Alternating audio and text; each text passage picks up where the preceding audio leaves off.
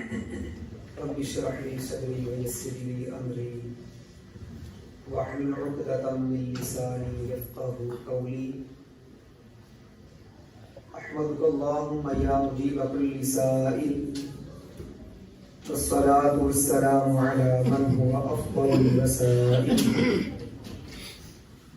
وعلى آله وأصحابه ذوي الفضائل. أما بعد فقد قال الله تبارك وتعالى في القرآن المجيد إن الدين عند الله الإسلام آمنت بالله صدق الله العظيم وبلغنا رسوله النبي الكريم الأمين ونحن على ذلك لمن الشاهدين والشاكرين والحمد لله رب العالمين. قال الله تبارك وتعالى في شان حبيبه مخبرا وآمرا إن الله وملائكته يصلون على النبي يا أيها الذين آمنوا صلوا عليه وسلموا تسلیما. تمام احباب محبت کے ساتھ اسلام کا نظام پیش کیجیے.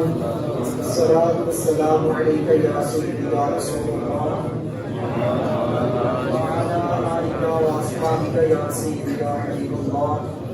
صلاۃ والسلام علیک یا سیدی یا رحمۃ للعالمین وعلی آلک واصحابک یا سیدی یا خاتم النبیین. صاحب کن مالک ہستی میں تیرے لیے حرف جلی سوچ رہا ہوں. صاحب کن مالک ہستی میں تیرے لیے حرف جلی سوچ رہا ہوں. کئی برس بیت گئے دشت سخن میں اے میرے اللہ. کئی برس بیت گئے دشت سخن میں تو کیا ہے ابھی تک میں یہی سوچ رہا ہوں. اے میرے اللہ اول سے بھی اول ہے تو آخر سے بھی آخر. کب سے ہے کہاں تک ہے خبر تھی نہ خبر ہے. رکھتا بھی نہیں کان تو سنتا ہے دعائیں. آنکھیں بھی نہیں ہر شے بے نظر ہے. اور اس قدر قد آور ہے تیری صنعت کی فصیلیں. پالوں تیری قامت یہ میرا قد ہی نہیں ہے. اور سوچوں نے بہت سوچ سمجھ کر یہی جانا. اے میرے اللہ سوچوں نے بہت سوچ سمجھ کر یہی جانا. ہر چیز کی حد ہے کہ تیری حد ہی نہیں ہے. اور اعلیٰ ہے تو اتنا کہ سب سے بڑا ہے. اے میرے اللہ تو سب سے بڑا ہے. اللہ تبارک و تعالی جل جلالہ و اعظم شانہ و اتم برہانہ کی حمد و ثنا اور حضور سرور کائنات مفخر موجودات غم گسار زمان حامی بے کساں احمد مجتبی جناب حضرت محمد مصطفیٰ صلی اللہ علیہ وآلہ وبارک وسلم کے درباری گہربار میں درود و سلام کا نذرانہ عرض کرنے کے بعد نہایت ہی واجب القدر واجب الاحترام عزیز سامعین کرام السلام علیکم ورحمۃ اللہ وبرکاتہ. بازو تیرا توحید کی قوت سے کبھی ہے. بازو تیرا توحید کی قوت سے کبھی ہے. اسلام ہے دیس تیرا تو مصطفی ہے. بابزی وقار آج ہمارے معاشرے کے اندر بعض چیزیں اتنی تیزی سے بڑھ رہی ہیں کہ جتنی تیزی سے آج کا انسان ٹیکنالوجی میں بھی ترقی نہیں کر پا رہا. اس میں امت کا ٹوٹنا، امت میں گروہ بندی ہونا اور امت کا پارا پارا ہو جانا، یہ وہ آج کے معاشرے کا ایک بنیادی عنصر ہے جو بڑی تیزی سے پھیلتا نظر آ رہا ہے. یعنی امت آج ٹوٹ رہی ہے. ہم آپس میں جڑنے کی بجائے ہم آپس سے کٹ رہے ہیں. جبکہ ضرورت اس امر کی ہے کہ آپس میں جڑا جائے.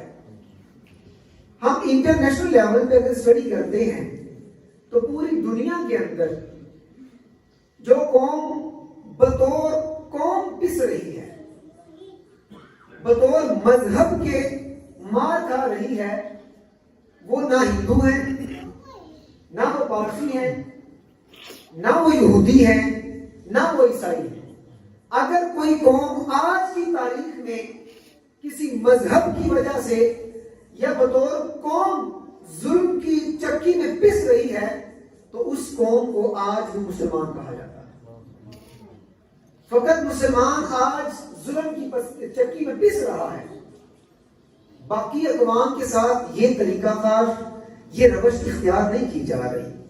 اس کی وجہ کیا ہے؟ اس کی وجہ ایک مذہبی جنگ ہے. مذہبی جنگ، کوئی مادی جنگ نہیں، کوئی ملی جنگ نہیں، کوئی خطے کی یا زمین کے ٹکڑے کی جنگ نہیں. ایک ایسی جنگ لڑی جا رہی ہے جو نظریات کی جنگ ہے، جو عقائد کی جنگ ہے، جو مذہب کی جنگ ہے. لیکن بساط افسوس آج کی تاریخ میں بھی ہم اس بات کو سمجھنے سے قاصر ہیں کہ ہم اگر آج مار کھا رہے ہیں تو مذہب کی وجہ سے کھا رہے ہیں. ہمیں اس وجہ سے مارا جاتا ہے کہ ہم مسلمان ہیں.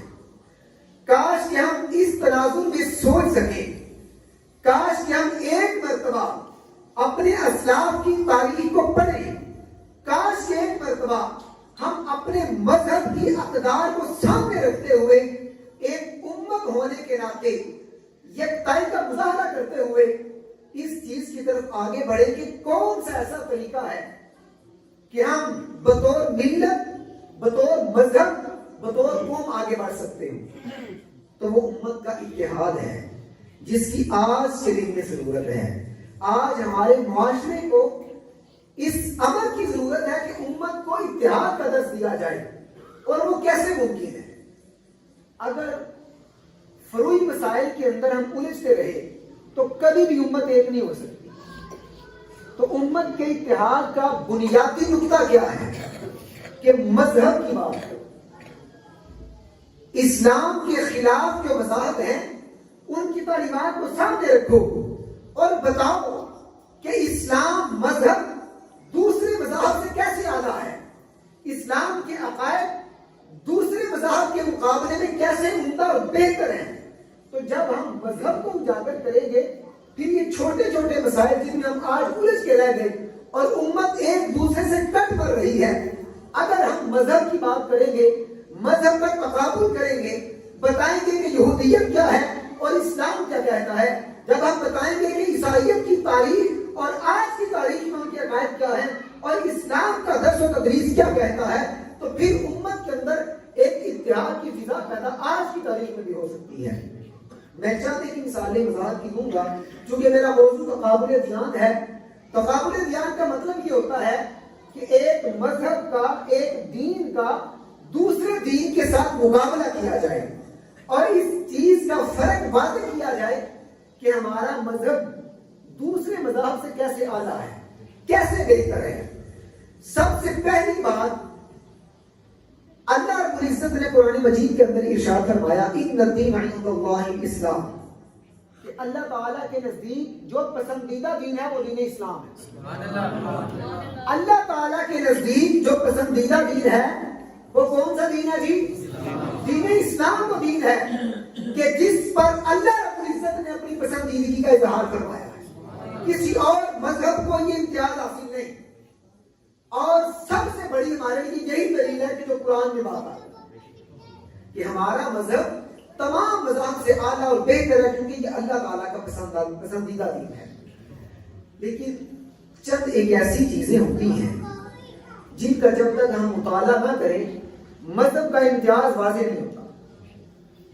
مذہب وجود میں کیسے آتا ہے، یعنی لوگ توحید سے یا حق سے کیسے ہٹتے ہیں.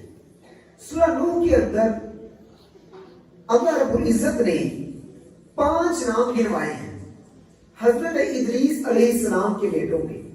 بڑے نیکوکار تھے، پرہیزگار تھے، اللہ تعالیٰ کے برگزیدہ بندوں میں سے تھے، متقی تھے، اولیاء اللہ میں سے تھے۔ جب ان کا انتقال ہوا تو لوگوں نے ان کے مجسمے بنائے، لوگوں نے ان کے مجسمے بنا لیے۔ کس غرض سے؟ تاکہ جو ان کا تقوی ہے وہ ہمیں یاد رہے، ان کی پرہیزگاری، ان کی نیک نامی ہمیں یاد رہے۔ ہم ان کے مجسموں کو دیکھیں گے تو ان کا تقوی ہمیں یاد رہے گا۔ جیسے مجسمے بنے، ایک نسل گزری، دوسری نسل آئی، انہوں نے اس مقصد کو فراموش کر دیا کہ مجسمے کس نیت سے بنائے گئے تھے، تو لوگوں نے آہستہ آہستہ ان کی تعظیم کرنا شروع کر دی۔ وہ تعظیم اس قدر آگے بڑھی کہ لوگوں نے، انہی افراد کی اگلی نسلوں نے ان کی پوجا شروع کر دی، ان کی عبادت شروع کر دی، اور اسی کو تقابل ادیان کے اندر عبادت الاوثان کہا جاتا ہے، یعنی بت پرستی، بتوں کی عبادت کرنا۔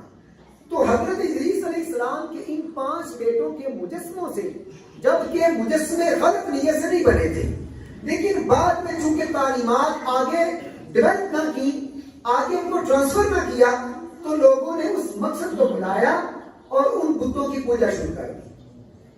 اسی طرح سورج، جہاں پر اس کی کرنیں نہیں پڑتی وہاں پہ زندگی نہیں ہے۔ آج بھی قطب شمالی ہو یا قطب جنوبی، دونوں علاقوں کے اندر آج کی تاریخ میں بھی زندگی نہیں ہے۔ وہاں نہ گھاس ہوتی ہے، اور بحر اوقیانوس کی جو پانی ہے اس کے اندر مچھلی بھی نہیں ہے، کیونکہ وہاں پہ سورج کی کرنیں نہیں پڑتی۔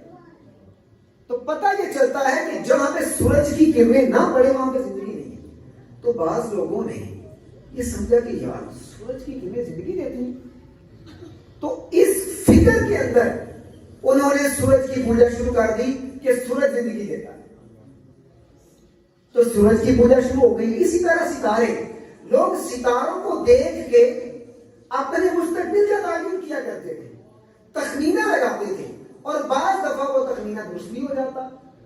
جیسے اتفاقی طور پہ اگر کوئی ہوا میں تیر چھوڑتے ہیں تو وہ کہیں نہ کہیں کبھی نہ کبھی نشانے پہ لگ جاتا ہے، تو لوگ تخمینہ لگایا کرتے تھے ستاروں کو دیکھ کے۔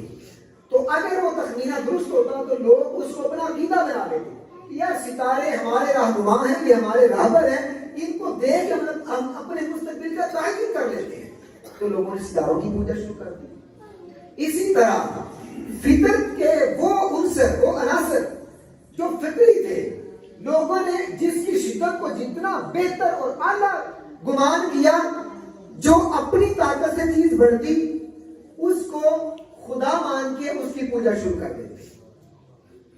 حضرت ابراہیم علیہ السلام کو جو نمرود نے آگ میں ڈلوایا تھا، وہ اس وجہ سے نہیں تھا کہ معاذ اللہ وہ کوئی ایسے اعتبار سے اپنی طرف سے کوئی سزا دینا چاہتا تھا، نہیں۔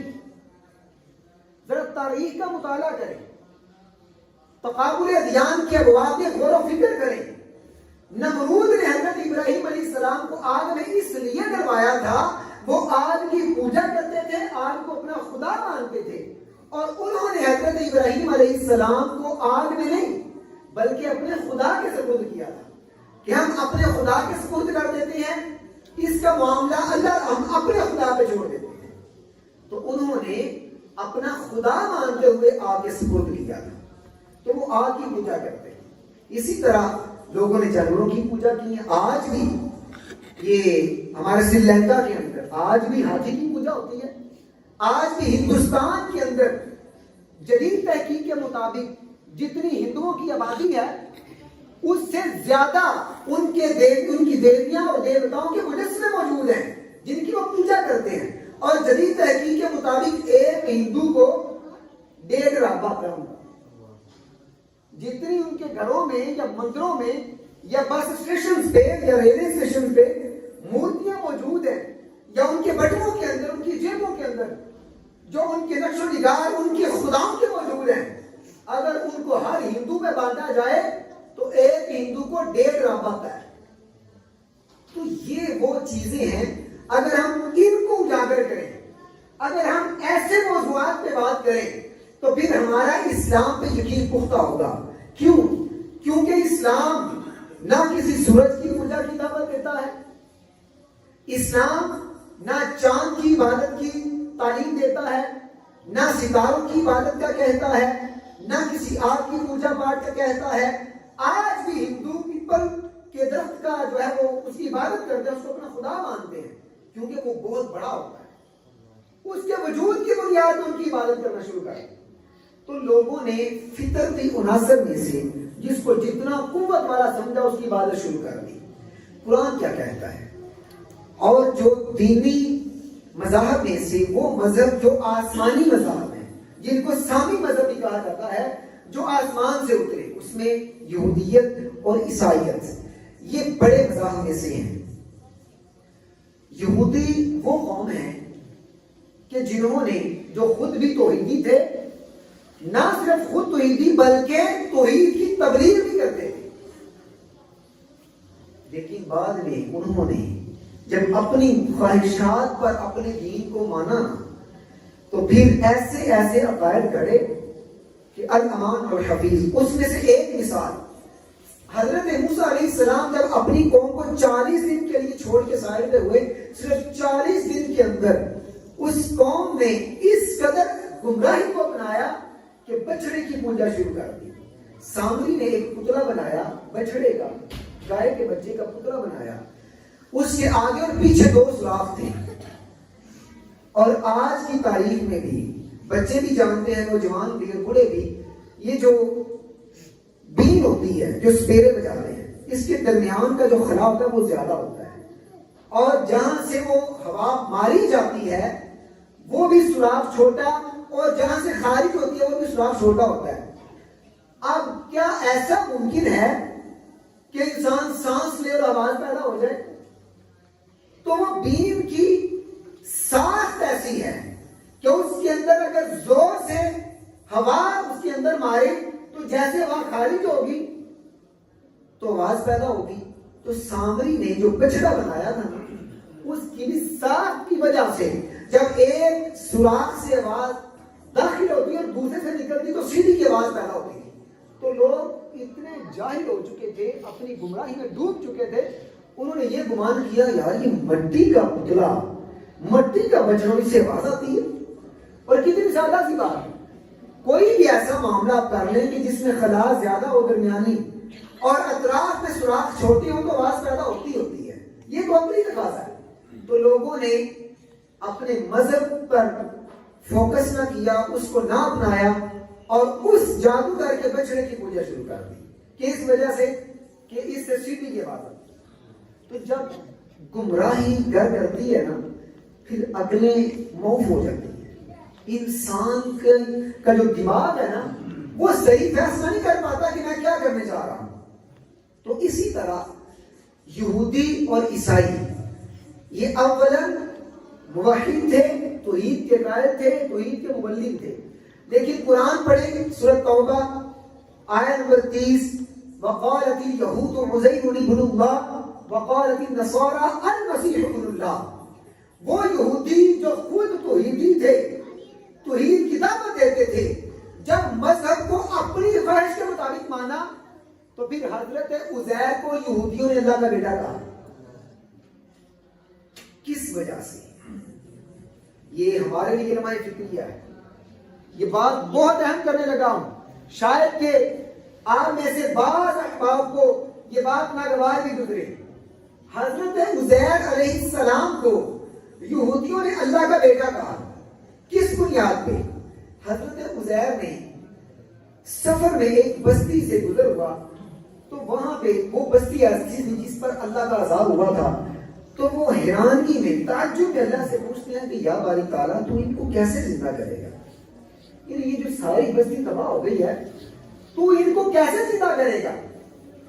تو اس بات کو سمجھانے کے لیے، تعلیم دینے کے لیے اللہ تعالیٰ نے حضرت عزیر علیہ السلام پر اسی وقت موت طاری کر دی، اور اسی جگہ پہ حضرت عزیر 100 سال پڑے رہے۔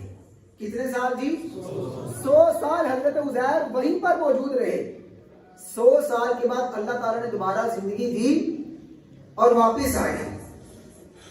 حالت غیر ہے، زمانہ بدل چکا ہے، مکانوں کی ساختیں اور ہیں، جسموں کے لباس ہو رہے ہیں، رہن سہن کے اطوار اور طور طریقے ہو رہے ہیں۔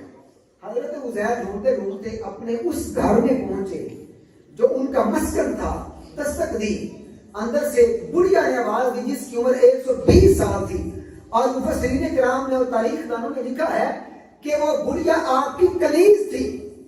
اس نے اندر سے آواز دی جواب میں، تو حضرت عزیر علیہ السلام نے اس سے پوچھا کہ اے بڑھیا، کیا یہ عزیر کا گھر ہے؟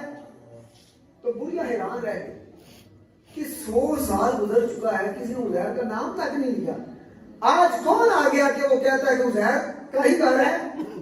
تو کون ایسا شخص ہے جو عزیر کو آج کی تاریخ میں بھی جانتا ہے؟ تو اس نے پوچھا کہ آپ کون ہیں؟ حضرت عزیر کہتا ہے کہ میں ہی عزیر ہوں۔ تو اس بڑھیا نے یہ کہا کہ اگر تم عزیر ہو تو عزیر کی کچھ خصلتیں تھیں۔ عزیر جب دعا کرتا تھا نا تو اللہ رد نہیں کرتا، عزیر مستجاب الدعوات تھا۔ اگر تو عزیر ہے پھر دعا کر کہ تیری دعا سے اللہ مجھے شفا عطا فرما دے۔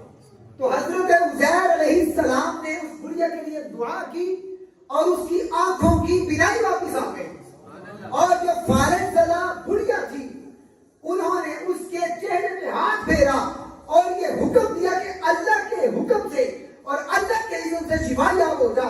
تو اللہ تعالیٰ نے اس بڑھیا کو بینائی بھی عطا فرمائی اور اس کے فارغ کے مرض سے اس کو شفا بھی عطا فرمائی۔ حضرت عزیر علیہ السلام کی یہ شان تھی۔ تو جب یہ معاملہ باہر گیا تو عزیر واپس آ گئے تو یہودی دوڑے، دلیل مانگی مزید کہ اگر تو ہی عزیر ہے تو بتا۔ عزیر واحد وہ شخص تھا جس کو توریت پکی یاد تھی، اگر آپ ہی عزیر ہیں تو پھر ہمیں توریت لکھوائیں جو آپ کو حفظ تھی۔ حضرت عزیر علیہ السلام نے توریت لکھوانے کی کوشش کی لیکن چند آیات بھول گئے۔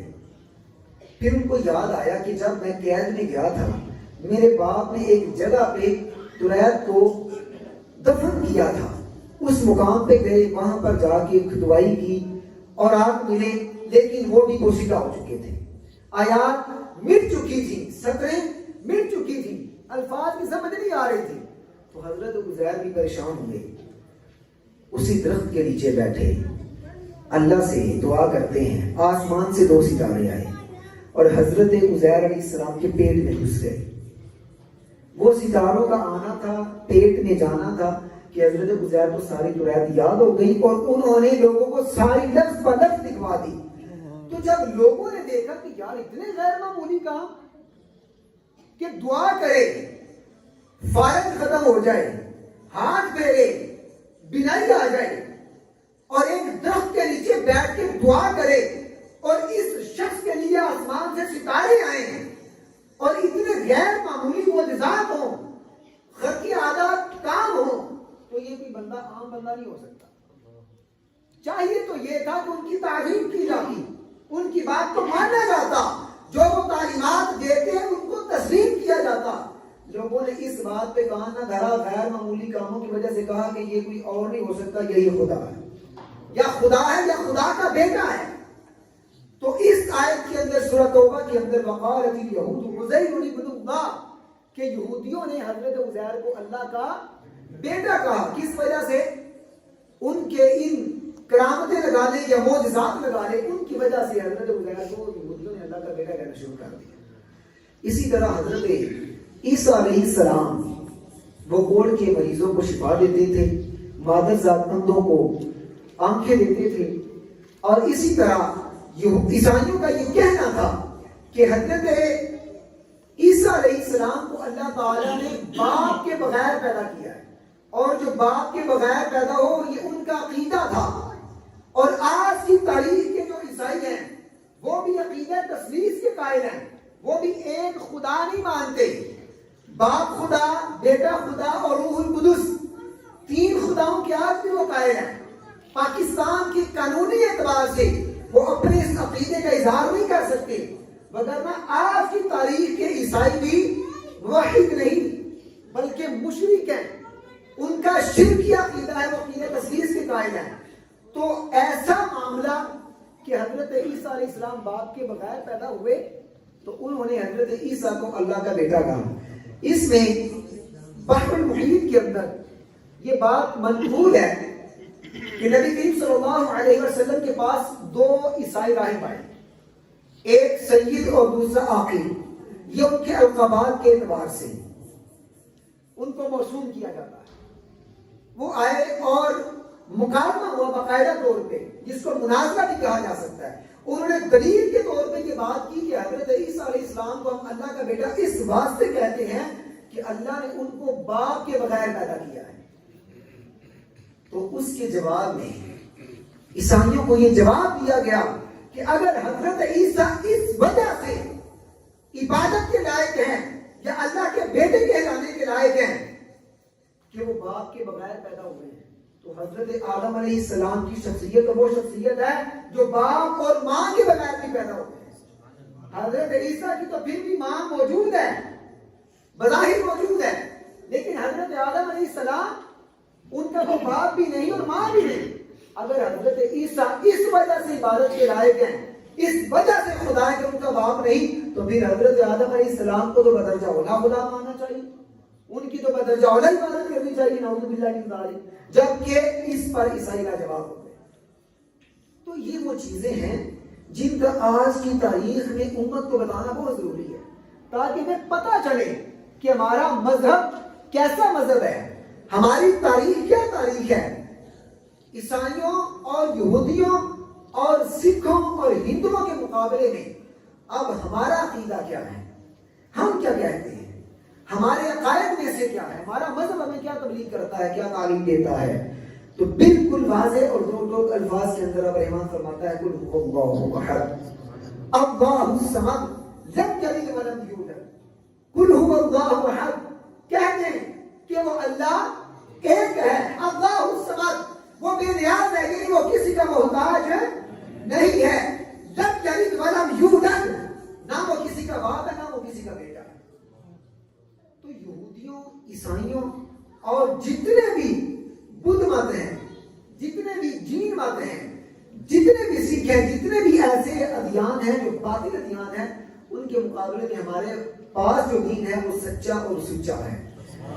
اس کے بعد اگر ہم تقابل ادیان کی بات کرتے ہیں, میں نے بھی صرف توحید کی بات کی, وگرنہ ہر مثال سے اپنے دین کو ہم اجاگر کر سکتے ہیں. اس میں ہمارے سمجھنے کے لیے کیا بات ہے, اس میں ہمارے سمجھنے کے لیے کیا بات ہے. جب بھی تقابل ادیان کی بات کی جاتی ہے نا, بعض ہمارے مفکرین سائنس کا مقابلہ کرتے ہیں دین اسلام کے ساتھ, جبکہ یہ سراسر جہالت ہے. کیوں؟ جب آپ لفظی تقابل ادیان بولتے ہیں تو سائنس تو کوئی دین یا مذہب نہیں, سائنس کوئی دین یا مذہب نہیں ہے. آج سوشل میڈیا میں بھرمار ہے اسلام کا مقابلہ سائنس, سراسر جہالت. سائنس تو خود اسلام کی ایک شاخ ہے, اسلام خود تعلیم دیتا ہے. افلا ينظرون الى الابل كيف خلقت, کیا تم غور نہیں کرتے, کیا تم دیکھتے نہیں کہ اللہ تعالیٰ نے اونٹ کو کیسے بنایا ہے. یعنی سائنس کی تعلیم تو خود قرآن دیتا ہے. تو سائنس کوئی مذہب نہیں ہے. جب بھی سائنس کی بات آئے گی تو وہ قرآن کے تناظر میں بات ہوگی, مذہب اسلام کے تحت بات ہوگی. لیکن جب مذہب کے ساتھ تقابل ہوگا تو آج کی تاریخ میں اسی طرح کے اوچھے ہتھکنڈے استعمال کرنے والے بعض جاہل مفکرینوں نے کیا کیا, آج اپنا لاجک پیش کرتے ہیں, اپنی عقل کے تقاضے کو سامنے رکھتے ہیں, اور آج ملحدین کا یہ درہ امتیاز بن چکا ہے. وہ اللہ کے وجود کا انکار کرتے ہیں. کیوں؟ کہتے ہیں جی اگر اللہ موجود ہو تو نظر نہ آئے, اگر اللہ کا وجود ہو تو ہم اس کو چھو نہ سکیں. میں تقریر کر رہا ہوں, آپ سب کو میری آواز آ رہی ہے جی, آ رہی ہے کہ نہیں آ رہی؟ تو سائنس بھی کہتی ہے کہ آواز کا وجود ہے. ذرا ہاتھ لگائیں, شاید میری آواز آپ کے ہاتھ میں آ جائے. تو پتا چلا جس کا وجود ہے, بعض چیزیں ایسی ہیں کہ وجود ہونے کے باوجود ہاتھ میں نہیں آتی. دکھائی دے رہی ہے یہ آواز, آواز دکھائی بھی نہیں دیتی لیکن وجود ہے. آپ میں سے پھول کس کس نے دیکھا جی؟ ہاتھ کھڑا کریں. پھول سب نے دیکھے ہیں جی. خوشبو کس نے دیکھی ہے؟ خوشبو کس کس نے دیکھی ہے؟ سونگھی تو سب نے. تو پتہ یہ چلا کہ خوشبو پھول سے نکلتی ہے تو خوشبو کے وجود کا کوئی بھی انکار نہیں کرتا. تو کوئی کوشش کرے کہ اس کو خوشبو نظر آ جائے, کوشش کرے کہ خوشبو کسی کے ہاتھ میں آ جائے. یہ لائٹیں چل رہی ہیں, روشنی ہے, روشنی کا وجود ہے, نظر آ رہی ہے لیکن کوئی پکڑ نہیں سکتا. تو پتہ چلتا ہے کہ بعض چیزیں ایسی ہوتی ہیں جن کا وجود تو ہوتا ہے لیکن ہم اسے پکڑ نہیں سکتے. تو خدا کے وجود کا انکار اس وجہ سے کرنا کہ وہ نظر نہیں آتا, یہ سراسر جہالت ہے. وہ لوگ عقل سے بھی پیدل ہیں. بیماری ہوتی ہے, سر میں درد ہوتا ہے, چوٹ لگ جائے, جسم درد محسوس کرتا ہے, درد کوئی پکڑ سکتا ہے درد کو؟ لیکن وجود تو ہے نا, نظر نہ آئے. اگر کوئی بندہ کہے کہ میرے سر میں درد ہے, ملحدین کو لے لیں جو خدا کے وجود کا انکار کرتے ہیں. اگر وہ کہیں سر میں درد ہے تو ان کی گردنیں ٹھوکے کہ نظر تو آ نہیں رہی. خدا کے وجود کا اس وجہ سے انکار ہے کہ نظر نہیں آتا. تو پھر ان عقل سے پیدل افراد کو ایک بدھی کے نیچے لگائیں اور کہیں کہ یار درد تو نظر نہیں آ رہا, تم ایسے اپنے پاس سے تھوڑی کے آ رہے ہو. تم ہر چیز عقل میں نہیں آ سکتی, اور جو عقل میں آ جائے وہ خدا نہیں. جو عقل میں آ جائے وہ خدا نہیں ہو سکتا. جس کو ہم ایسے دیکھتے پھرے وہ خدا نہیں ہو سکتا. ارے اگر عقل میں خدا آ جائے تو پھر تو وہ خدا ہی نہ رہا. پھر خالق اور مخلوق میں فرق کیا رہا؟ اس لیے اپنے ظاہری کانوں کو نہیں, اپنے دل کے کانوں کو کھلا رکھیں. آج دور ایسا آ گیا ہے کہ اگر دل کے کان بند ہو گئے تو ہماری نوجوان نسل آج بھول جائے. ہماری نسلیں تیزی سے الحاد کی طرف بڑھ رہی ہیں, اللہ کے وجود کے انکار کی طرف بڑھ رہی ہیں. کیوں؟ کیونکہ ہم دین کی طرف نہیں آتے, ہم دین کا تقابل نہیں کرتے, ہم دین کا موازنہ نہیں کرتے. ہم چھوٹے چھوٹے مسائل میں فلانے کے پیچھے کھڑے ہونا ہے کہ فلانے کے پیچھے نہیں ہونا, ہاتھ کہاں باندھنے ہیں, اونچی آدمی کیا, ان مسائل کی طرف ہمیں جان بوجھ کے اٹھایا گیا تاکہ یہ مذہب پہ بات نہ کرے. جب مذہب پہ بات کریں گے تو بازو تیرا توحید کی قوت سے کبھی ہے, اسلام تیرا دیش ہے, تو مستفی ہے. ہم سب کا دیش اسلام ہے. جب ہم اسلام دیش کی بات کریں گے پھر ہم اتحاد کی بات کریں گے, پھر امت متحد ہو جائے گی. پھر بعض جہالا کا یہ تمہارا امتیاز ہے, وہ اس طرح کے ٹاپک کو سامنے رکھ کے نا امت پہ شرک کا بھی فتویٰ لگاتے ہیں کہ جب کچھ بھی کھڑی کو پوجتے ہیں, کچھ پڑی کو پوجتے ہیں. نعوذ باللہ من ذالک. بخاری شریف حضرت عثمان رضی اللہ تعالیٰ, حضرت عقبہ بن عامر رضی اللہ تعالیٰ سے حدیث مروی ہے, 6426 نمبر, 6426 نمبر روایت. نبی کریم صلی اللہ علیہ وسلم کا فرمان نشان فرمایا وَإِنِّي وَاللَّهِ مَا أَخَافُ عَلَيْكُمْ أَن تُشْرِكُوا بَعْدِي, کہ مجھے تمہارے متعلق اپنے بعد شرک کا کوئی بھی خوف نہیں ہے. یعنی کہ تم میرے بعد شرک کے اندر مبتلا نہیں ہوگے. لوگوں نے آج تو لوگوں کو, مسلمانوں کو مشرک کہنے کا ٹھیکہ لے رکھا ہے. جیتوں کے اندر فتوے ہیں اور شیرینی کی طرح مانتے نظر آتے ہیں کہ تم بھی مشرک ہو, تم بھی مشرک ہو, تم بھی مشرک ہو. جبکہ آقا کریم کی سچی اور سچی حدیث بخاری شریف کی 6426 نمبر روایت وَإِنِّي وَاللَّهِ, اللہ کے پیارے حبیب نے قسم اٹھا کے ارشاد فرمایا کہ مَا أَخَافُ عَلَيْكُمْ, کہ مجھے تمہارے اوپر کوئی خوف نہیں, أَن تُشْرِكُوا بَعْدِي, کہ تم میرے بعد تو شرک کرو گے. یعنی میرے بعد, آقا کریم نے فرمایا میرے بعد تم شرک نہیں کر سکتے. ہاں ایک چیز کا خوف ہے, وَلَكِنِّي أَخَافُ عَلَيْكُمُ الدُّنْيَا أَن تَنَافَسُوا فِيهَا, لیکن تم دنیا داری میں پڑ جاؤ گے. دنیا کی محبت اس قدر تم پر غالب آ جائے گی, تم ایک دوسرے سے جیتنے کی کوشش کرو گے. تو آج ہم دنیا داری میں تو آگے ہیں, کیا دین داری میں آگے ہیں جی؟ جب ہم دین داری میں آگے ہوں گے تو پھر ہم یہودی کی آنکھ میں آنکھ ڈال کے یہ کہیں گے کہ ارے تم تو وہ ہو جو حضرت عزیر کو اللہ کا بیٹا کہتے ہو, تم ہم سے بات کرتے ہو, ہمارا مذہب سچا اور سچا, تم نے اپنی تعلیمات کو ٹھکرایا ہے. پھر کوئی ہماری فرقہ والی کی طرف نہیں آئے.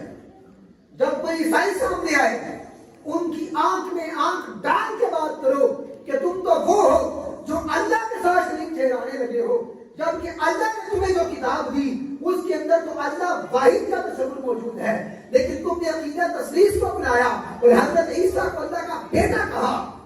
تم ہمارے ساتھ بات کرتے ہو. تو یہ وہ موضوعات ہیں جن کی آج کے معاشرے کے اندر ضرورت ہے. تو آج ہم باتیں تو بڑی کرتے ہیں لیکن عمل کی طرف نہیں آتے. کسی نے کیا خوب کہا ہے کہ بے عمل دل ہو تو جذبات سے کیا ہوتا ہے، زمین بنجر ہو تو برسات سے کیا ہوتا ہے عمل لازمی تکمیل تمنا کے لیے، ورنہ رنگین خیالات سے کیا ہوتا ہے. جب تک ہم رنگینیوں میں، خیالات کی، تصورات کی رنگینیوں میں رہیں گے، کبھی بھی ہم اپنے مذہب کو نہیں پہچان سکتے. عبادات تو بات کی بات ہے، پہلے عقیدہ کی درستی ضروری ہے. اگر عقیدہ درست نہ ہو تو کبھی بھی عبادت قبول نہیں ہو سکتی. تو ہمیں تصورات کی رنگینیوں سے باہر آنا ہے عمل لازمی تکمیل تمنا کے لیے، ورنہ رنگین خیالات سے کیا ہوتا ہے. والذین جاہدوا فینا لنہدینہم سبلنا.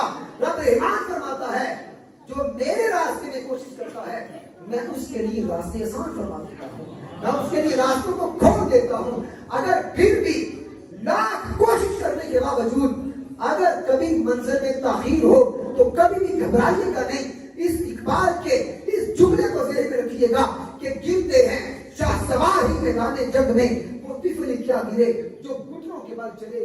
کبھی منزل نہ بھی ملے تو گھبرائے نہیں، اپنی کوشش جاری رکھیں. مذہب کی سربلندی کے لیے اپنی ہر قوت سے کوشش کریں تاکہ ہم دین اسلام کے لیے، اپنے مذہب کو پروان چڑھانے کے لیے، اور هو الذی ارسل رسولہ بالہدی ودین الحق کی جو بات ہے کہ اللہ نے اپنے رسول کو جو دین حق لے کر بھیجا ہے، کس لیے بھیجا کہ اس دین کو پورے ادیان باطلہ پر غالب کیا جائے. تو آج ہم نے دین کے غلبے کی کتنی کوشش کی، اپنے فرقے کی، اپنی جماعت کی، اپنی ذات کی، اپنے نفس کی کو پروان چڑھانے کی، دوسروں پہ غالب کرنے کی تو ہم کوشش کرتے ہیں، لیکن مذہب کو غالب کرنے کی کوشش نہیں کی جاتی. یہی وہ وجہ ہے کہ جس وجہ سے آج بھی امت ظلم کی چکی میں پس رہی ہے.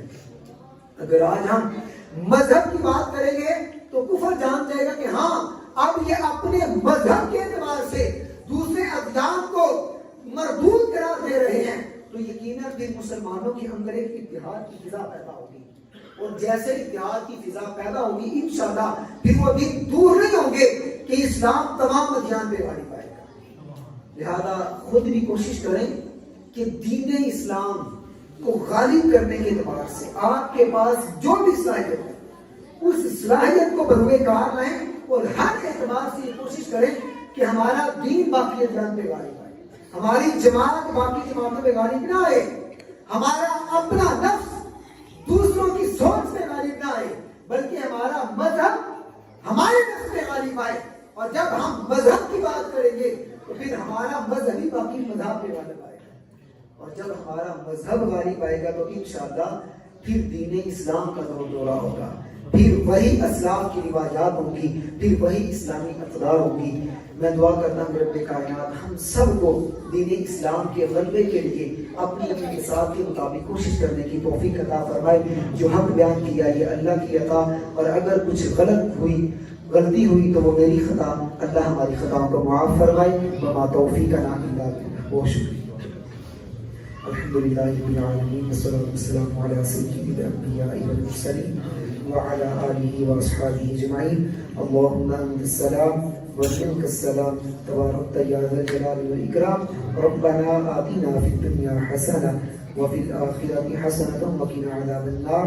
يا أرحم الراحمين ارحمهما كما ربياني صغيرا. ربنا اغفر لنا ولوالدينا ولأساتذتنا ولمشايخنا وجميع المؤمنين والمؤمنات يوم يقوم الحساب. مولا قدوس تجھ کو تیرے پیارے حبیب کا واسطہ دے کر ہمیں التجا ہے، دعا کرتے ہیں ہم سب کا نماز فجر کو ادا کرنا اور واعظ و نصیحت کرنا اپنی پاک بارگاہ میں قبول منظور فرما، قبول فرما کر ہم سب کے واسطے ذریعہ نجات بنا.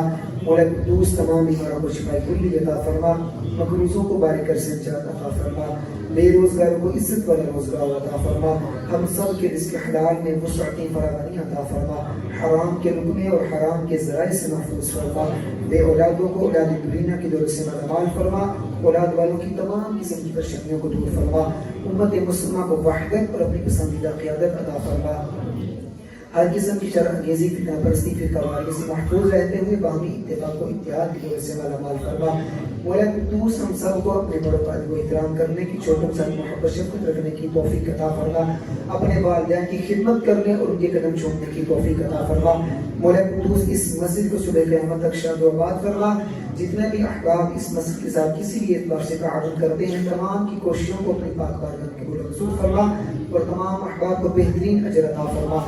یا الہی فہم دین کے اعتبار سے جو دروس قرآن کا سلسلہ جاری ہے، مولا قدوس اس میں جتنے بھی مبلغین آ رہے ہیں یا آئیں گے تمام کے لیے بہترین جزا عطا فرما، مولا قدوس تمام کی جو یہ کاوشیں ہیں اپنی پاک بارگاہ میں قبول و منظور فرماتے ہوئے اس میں ہمارے لیے ہدایت کا سامان فرما، ہمیں دین اسلام کے پرچار کے لیے کوشش کرتے رہنے کی توفیق عطا فرما، ہماری نسلوں میں علماء حق پیدا فرما، ہمارے نوجوانوں کو دین کی سچی سچی تڑپ عطا فرما، ہم سب کو صحیح معنی میں قرآن سنت کی سمجھ عطا فرما، ہم سب کو نبی کریم صلی اللہ علیہ وآلہ وسلم کی امت کے اعتبار سے اقتدائی رکھنے کی توفیق عطا فرما، ہم سب کو نبی کریم صلی اللہ علیہ وسلم کی غلامی کے لائق فرما اور اسی غلامی میں سارے فخر عطا فرما۔ کہتے ہیں تیرے بندے دعا کے واسطے یا رب کر دے پوری آرزو گھر میں کسو مجبور کی، صلی اللہ تعالی علی حبیبہ سیدنا و مولانا محمد وعلی آلہ واصحابہ اجمعین برحمتک یا ارحم